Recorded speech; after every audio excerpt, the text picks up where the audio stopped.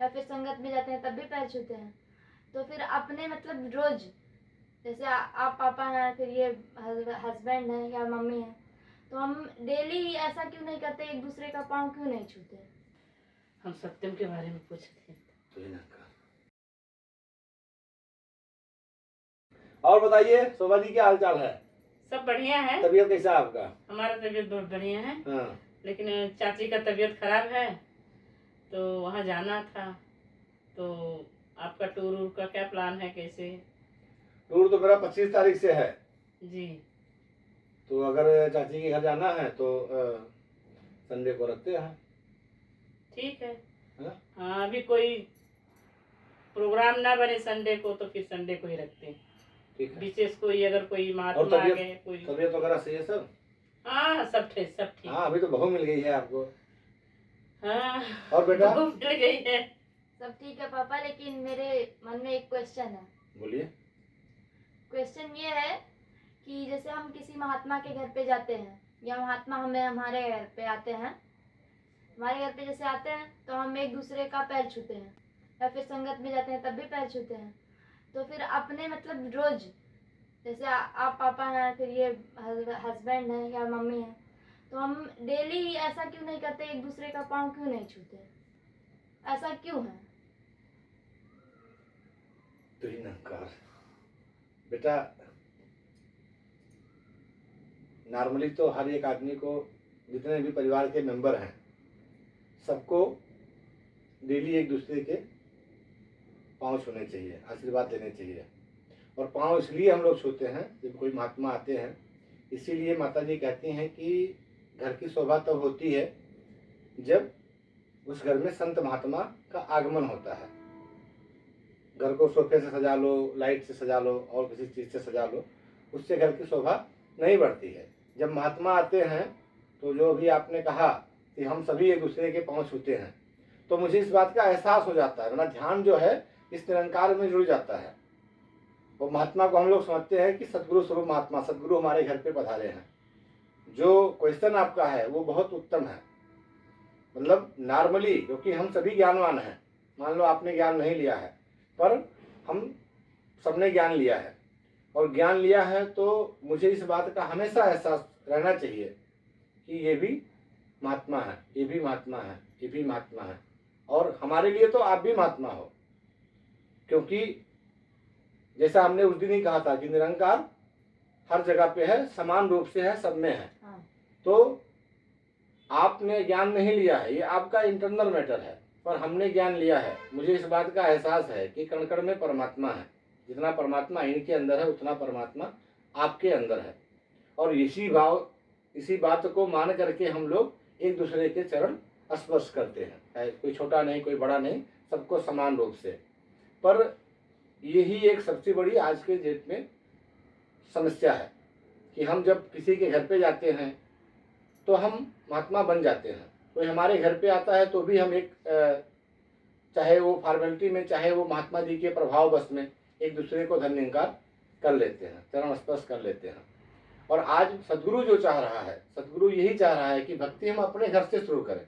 मतलब जैसे आप अगर बहू हो तो आप परमानेंट बहू हो। आप ऐसा नहीं है कि सुबह बहू हो, शाम को नहीं हो, रात में हो या दोपहर में नहीं हो, आप परमानेंट बहू हो। ये परमानेंट सास हैं, मैं परमानेंट ससुर हूँ, ये आपके परमानेंट पति हैं। हम सबको अपना अपना किरदार मालूम है। और ये हो गया संसारिक रिश्ता। आध्यात्मिक रिश्ता ये है कि अगर हम सभी ने ज्ञान लिया है, हम सभी अपने आप को निरंकारी मानते हैं, हम सभी ये दावा करते हैं कि इस रमे हुए राम को, इस पार ब्रह्म परमात्मा को हम जानते हैं, देखते हैं, तो हमें इसको मानना भी पड़ेगा। और अगर जिस दिन से हम किसी महात्मा के आने या ना आने या किसी के घर पे जाने को छोड़ करके ही नियमित अपने जीवन में, अपने दिनचर्या में इस बात को शामिल कर लेंगे। वैसे भी हम लोग ज्ञान नहीं लिए हैं तो भी एक आम इंसान भी सुबह जब सो के उठता है तो अपने माँ बाप के चरण स्पर्श करता है, धरती माँ को चरण स्पर्श करता है, भगवान को नमस्कार करता है। तो ये तो हमारे सनातन धर्म में है, ये तो हमारे संस्कार में है। अपने गुरुओं का, अपने बड़ों का सत्कार करो, सम्मान करो। ये आपके पति हैं, आप इनको गाओ, इनका चरण रख लो, इनका नमस्कार करो। सास ससुर हैं, उनका नमस्कार करो। तो जो क्वेश्चन आपका है वो बहुत मार्मिक क्वेश्चन है, और ये मैं कहता हूँ कि मतलब ये हम लोग की कमी है कि हम लोग एक दूसरे का चरण स्पर्श नहीं करते हैं। ये करना चाहिए, और जिस दिन से हम करना शुरू कर देंगे, जिस दिन से हम इस संसारिक रिश्ते से ऊपर उठ करके आध्यात्मिक रिश्ता, जो गुरसिख वाला रिश्ता है, जो सदगुरु ने हमें बनाया है, जब सभी एक परमात्मा की संतान है तो हम सभी भाई बहन हुए, हम सभी इसी परमात्मा की संतान है। जिस दिन से हम धन्यंकार करना शुरू कर देंगे, जिस दिन से हम आप में, इनमें निरंकार देखना शुरू कर देंगे, तो उस घर में प्यार आएगा, उस घर में सुमति आएगी, उस घर में संपत्ति आएगी, प्रेम आएगा, क्योंकि प्रेम और बाहर से कहीं नहीं मिलेगा। ये सारा चीज़ जो है ये इसीलिए है। तो ये कहीं ना कहीं अपनी कमी है, और हम सभी अरदास करेंगे सतगुरु से कि हे दीनदयाल सच्चे पातशाह, दया करो, कृपा करो कि आप ज्ञान नहीं भी ली हो तो भी आपने ये क्वेश्चन उठाया, और हम अपने आप को निरंकारी मानते हैं, हम अपने आप को ज्ञानवान मानते हैं, और ये हमारी कमियां हैं। मुझे ये कहने में ज़रा भी संकोच नहीं है कि हम महात्मा आते हैं तो उनके प्रभाव में, या किसी घर पे जाते हैं तो लोग हमारे धन्यंकार करते हैं, तो उनका अपना स्वभाव है, अपना गुण है। पर अगर हम आपस में अपने घर में, चाहे हम निरंकारी हैं और चाहे निरंकारी नहीं हैं, अगर आपस में सत्कार नहीं करते हैं, आपस में एक दूसरे का सम्मान नहीं करते हैं, आपस में अगर प्रेम से नहीं रहते हैं, तो अपने ही घर में सुख नहीं रहेगी, अपने ही घर में सुमति नहीं रहेगी। तो ये इसके लिए हम सभी अरदास करें सतगुरु के चरणों में कि हे दीनदयाल सच्चे पातशाह, जैसा आपने ज्ञान दिया है वैसा ध्यान दो, और हम सभी एक दूसरे का सत्कार कर पाएँ, सम्मान कर पाएँ, और सबसे प्रेम से रह पाएँ।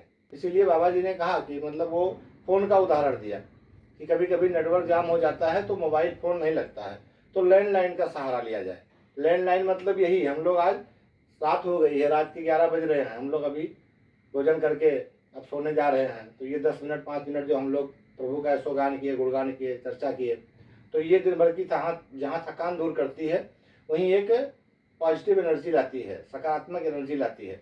जहाँ पर दो लोग बैठ करके इस परमात्मा का यशोगान करते हैं, गुणगान करते हैं, वहाँ ये परमात्मा स्वयं प्रकट हो जाता है तो हर जगह, पर वहाँ पे ठहर जाता है, वहाँ प्रकट हो जाता है। तो इसलिए ये ज़रूरी है कि हम एक दूसरे का सम्मान करें, एक दूसरे का रिस्पेक्ट करें, और एक संसारिक रिश्ते से ऊपर उठ कर गया जो आध्यात्मिक रिश्ता है, जो गुरसिख वाला रिश्ता है, वो कायम हो। तो यही अरदास सतगुरु के चरणों में। आप समझ गई? हाँ, समझ गए।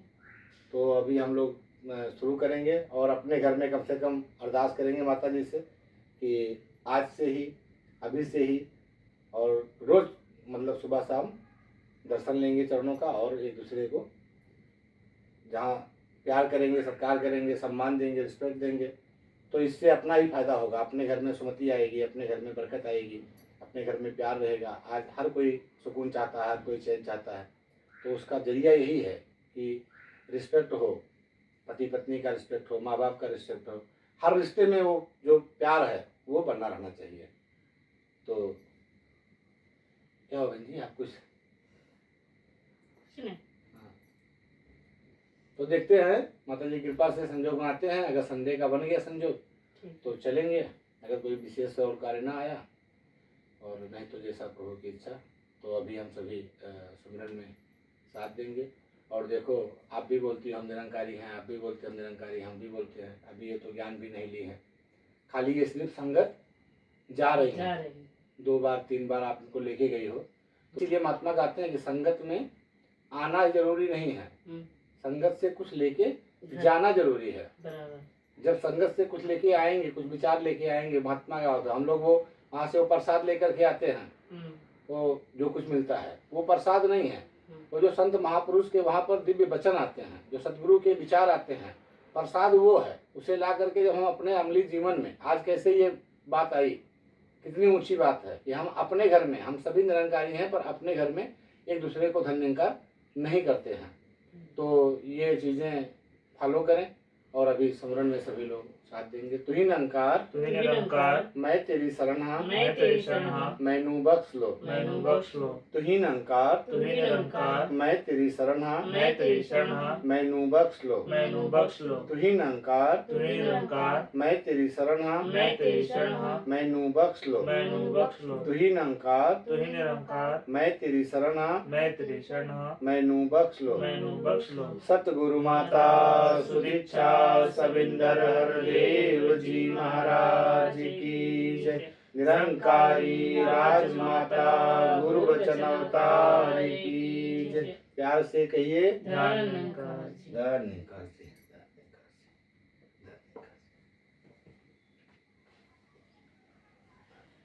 हम सत्यम के बारे में पूछते हैं। तो